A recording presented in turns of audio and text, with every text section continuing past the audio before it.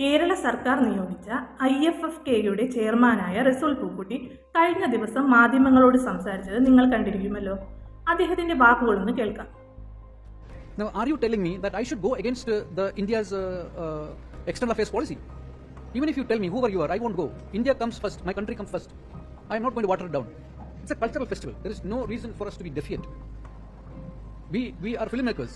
We spread. We tell stories so that our people can be sensitized. Our people can be we can spread love and amity, not hatred. So I do not want to do that. തീർച്ചയായിട്ടും കാലം തെളിയിക്കട്ടെ. കേന്ദ്ര government പറയുകയാണ്, നമ്മുടെ India ഗവൺമെന്റിന്റെ വിദേശ നയവുമായി ബന്ധപ്പെട്ട കാര്യങ്ങൾ കൊണ്ടാണ് ഇന്ന സിനിമകൾക്ക് ഞങ്ങൾ അനുമതി തരുന്നില്ല എന്ന് പറയുമ്പോൾ നിങ്ങൾ എന്താണ് ഉത്തരം പറയുക? എന്ത് അടിസ്ഥാനത്തിലാണ് നിങ്ങൾ അതിനെ എതിർക്കേണ്ടത്? എതിർക്കുന്നത് നിങ്ങൾ ഇന്ത്യക്കാരനാണോ? ആണോ? അങ്ങനെയാണോ നമ്മൾ ചെയ്യേണ്ടത്?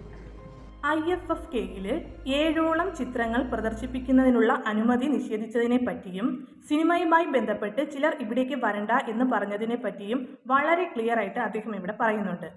രാജ്യസുരക്ഷയും വിദേശ നയവുമായി ബന്ധപ്പെട്ട് രാജ്യം എന്ത് നിലപാടെടുക്കുന്നുവോ അതിനൊപ്പമാണ് നമ്മൾ നിൽക്കേണ്ടത്.